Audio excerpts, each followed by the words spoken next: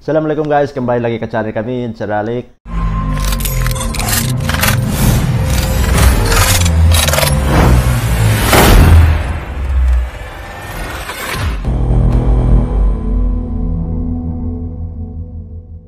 Dan ingin membuat reaction. Kita ingin membuat reaction tentang Indonesia. Kita tengok kecantikan dia dan keindahan macam mana kan. Tempat-tempat menarik Ya, untuk bisa kunjungi untuk kunjungi satu hari nanti. Dan di sini boleh saya tengok macam panjang lagi lah rambut saya daripada rambut. Iya, betul lah bang. Memang kan lebih kurang lah dengan rambut dia. Iya, Okay, guys. terbalik dah guys. Oke guys, jangan lupa subscribe kami punya channel, like, komen dan share. Dan sekarang kami berada di Melaka. Kalau ada kawan-kawan pun boleh juga Roger. Sini kami ambil videonya daripada daftar populer guys. Kalau kita tengok dia punya thumbnail memang cantik. Dia punya tajuk bangunan studio raksasa demi jadi tuan rumah Piala Dunia. Inilah proyek menakjubkan di dunia. Wow. Yeah, guys. Projek yang paling menakjubkan. Saksi. Tanpa buang masa, jom kita lanjut ke video dia dalam kiraan 3, 2, 1. Ini dia guys. Hey ho pop gengs. Pop gengs.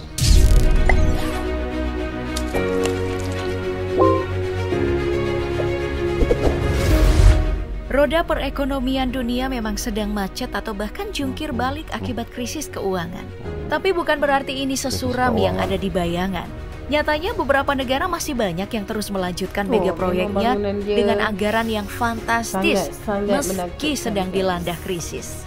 Di balik itu, tentu saja ada pergeseran paradigma mengapa mega proyek ini tetap berjalan. Salah satu mega proyek ambisius adalah Jeddah Tower yang dibangun pemerintahan Arab Saudi. Ambisius karena tujuannya adalah untuk menyaingi Uni Emirat Arab dan menggeser Burj Khalifa dari puncak ranking gedung tertinggi di dunia. Mega proyek ini telah dimulai sejak 2013, namun sempat terhenti lama karena krisis keuangan dan politik di Arab Saudi. Tinggi gedung ini dirancang mencapai 1 km dengan 167 lantai dan di dalamnya akan terdiri dari hotel, perkantoran dan apartemen. Ditambah dengan lift khusus untuk ke puncak gedung dengan kecepatan 20 km per jam. Lalu helipad yang disulap menjadi tempat pertemuan baru dan lampu kerlap-kerlip di saat malam hari. Jeddah Tower sebenarnya adalah bagian dari proyek besar Jeddah Economic City yang nantinya akan menjadi kota kerajaan. Dengan total dana pembangunan 18 triliun rupiah, diharapkan Jeddah Tower menjadi daya tarik tersendiri bagi pelancong muslim di seluruh dunia. Sayangnya pada tahun 2018, proyek ini harus terhenti lagi dan hanya menghasilkan bangunan gedung setinggi 250 meter.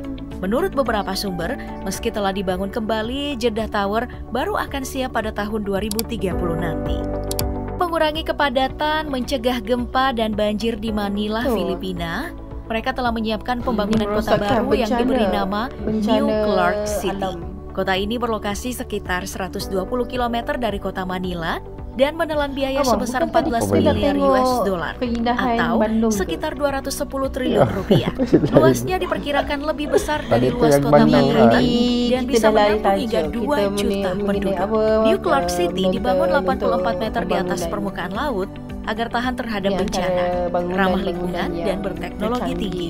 Lebih jauh lagi, New Clark City akan menjadi kota yang dipenuhi mobil tanpa pengemudi, ruang hijau yang besar, bangunan-bangunan tinggi, dan kompleks olahraga yang luas.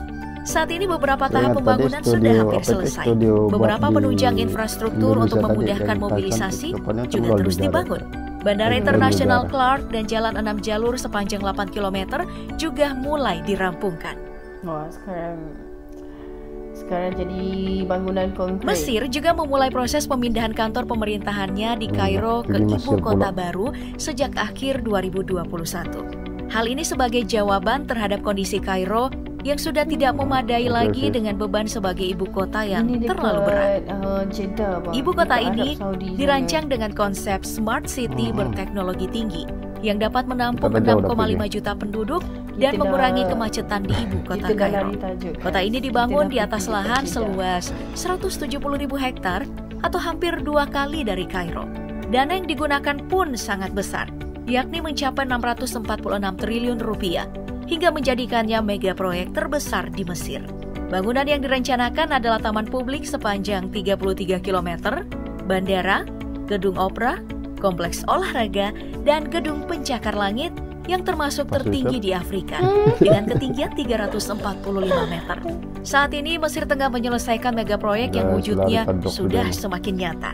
Geliat pembangunan di area ini juga berlangsung luar biasa. Kita melihat pembangunan era dunia. Yang juga tak kalah menakjubkan adalah mega proyek Lusail City yang berada di Qatar. Letaknya berada sekitar 23 km dari pusat kota Doha. Mega proyek ini sebagai jawaban terhadap kondisi iklim di sana yang keras. Namun sebenarnya, kota ini adalah proyek ambisius sebagai salah satu kota penting dalam rangka Piala Dunia di Qatar. Sekaligus menjadi salah satu contoh negara paling makmur pada tahun 2030. Dengan total anggaran 674 triliun rupiah, Lusail akan memanfaatkan teknologi canggih untuk memastikan keamanan dan efisien. Akan ada pusat komando dan kendali yang mengawasi kota setiap saat. Rencananya juga akan ada pusat perbelanjaan mewah, fasilitas olahraga super mewah, pulau buatan, dan beberapa kawasan hiburan lainnya. Dengan segala yang ada di Lusail, kota ini nantinya akan menjadi tempat yang akan memanjakan para wisatawan dari seluruh dunia. Hingga kini, Lusail City hanya tinggal merampungkan beberapa proyeknya sampai menjelang Piala Dunia 2022 dengan Lusail Stadium yang menjadi ikonnya. Stadiumnya pun cantik. Seolah tak mau kalah, Cina meski di tengah pandemi tetap berambisi membangun Stadion Guangzhou Evergrande. Stadion ini bakal menjadi yang terbesar dan termegah di dunia. Proyek stadion berkapasitas 100.000 tempat duduk ditaksir menghabiskan dana sebesar 26 triliun rupiah. Tempat duduk akan dilengkapi 165 kelas VIP dan 16 kelas VVIP. Yang menarik dari stadion ini adalah desainnya yang berbentuk bunga teratai. Dari luar kamu akan melihat kemewahan dan kemegahannya dengan warna kuning keemasan yang berarti lambang kejayaan di Cina. Selain warna dan bentuknya, stadion ini juga bisa berubah-ubah warna. Selain warna emas yang menjadi desain awal, warnanya juga bisa berubah menjadi merah muda, biru, dengan efek lampu sorot seperti yang terlihat di Stadion Allianz Arena, markas Bayern Munchen. Evergrande Stadium, rancangan desainer Amerika Hassan Sheth, bisa dibilang tidak kalah mewah dan megah dengan Sydney Opera dan Burj Khalifa yang ada di Dubai. Kemewahan inilah yang nantinya diharapkan dapat menarik FIFA dan menjadi tuan rumah Piala Dunia mendatang. Sementara di Eropa selama beberapa dekade, pegunungan Alpen menjadi penghalang bagi manusia dan barang untuk melintasi Eropa Utara dan Selatan. Ini karena rute yang harus dilalui di pegunungan Alpen berliku-liku dan licin. Hal tersebut membuat perjalanan menjadi terhambat dan bahkan menciptakan kemacetan yang panjang. Nah, demi mengatasi hal ini, Uni Eropa mulai menggali terowongan yang menghubungkan antara Skandinavia dengan Mediterania.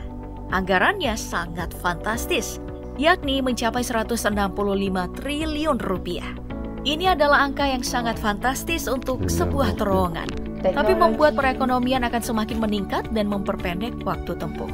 Proyek Scan MED pertama kali dibangun pada tahun 2008 dan selama 1 dekade penggalian sudah sampai pada 4 titik dan diperkirakan akan selesai pada tahun 2028. Keseluruhan proyek terdiri dari 1 terowongan eksplorasi dan 2 terowongan sebagai jalur kereta api. Sebagai keamanan, 3 stasiun darurat dibangun terpisah setiap 20 km sebagai rute pelarian. Jika selesai, proyek ini akan menjadi sambungan rel bawah tanah terpanjang di dunia, dengan total 64 km yang bahkan melebihi terowongan Gotthard Base Tunnel yang ada di Swiss. Kereta dapat mencapai kecepatan 200 km per jam. Jadi, perjalanan yang tadinya berlangsung 80 menit lewat darat nantinya akan bisa menjadi 25 menit saja. Luar biasa. Lain lagi di Amerika, tepatnya di California, ada mega proyek kereta berkecepatan tinggi yang ditaksir bakal memakan biaya sebesar 1.500 triliun rupiah. Lebih besar dari anggaran awal sebesar 493 triliun rupiah. Angka yang benar-benar fantastis. Fase 1 proyek ini nantinya akan menghubungkan San Francisco ke Los Angeles dengan kecepatan 320 km per jam, yang artinya Waktu tempuh hanya akan menjadi 2 jam, yang sebelumnya harus ditempuh 6 jam. Lalu fase 2 akan memperpanjang jalur ke Sacramento dan San Diego dengan total 1.200 km. Proyek ini ditargetkan selesai dan dapat digunakan di tahun 2030. Selain membuat perjalanan menjadi cepat dan efisien, tugas utama proyek ini adalah mengonversi budaya terbang dan mengemudi masyarakat Amerika demi mengurangi emisi dari kendaraan. Tak perlu lagi mengemudi dan hanya perlu bersantai di kursi empuk dan menikmati pemandangan yang dilalui oleh kereta. Sangat maju dah guys. Oke guys, kita sudah tengok dia punya project-project di luar negara. Kita dah lain tajuk. Oh my god. Dah lain tajuk guys. Tadi kita tengok untuk keindahan-keindahan di Indonesia sebab gunungnya mau jalan-jalan. Cuma sekarang ni dah lain tajuk pergi luar negara. Kita dah pergi tajuk untuk apa ni, yang pembangunan yang menakjubkan dunia kan. Ya, tapi tak apa, nanti kita cari lagi. Kita cari lain untuk kunjungi di Indonesia yang mana dia punya yang cantik, tempat-tempat menarik. Tempat-tempat yang menarik. Oke guys, itu sudah daripada kami. Kita sudah tengok macam mana dia punya studio tadi itu memang cantik lah. Sangat menakjubkan. Tapi di negara yang sangat jauh. Apa-apapun jangan lupa subscribe ke punya channel dan terima kasih. Terima Bye-bye.